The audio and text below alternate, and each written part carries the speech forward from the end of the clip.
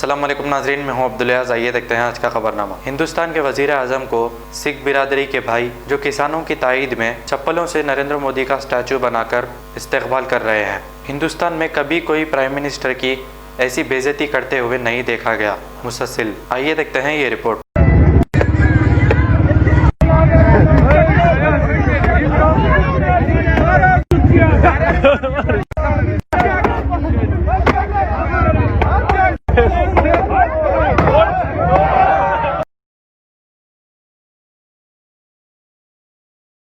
Mohammadia shawarma की लाजवाब पेशकश मोहम्मदिया मंदी हाउस आप तमाम दोस्त अहबाब का वेलकम करता है।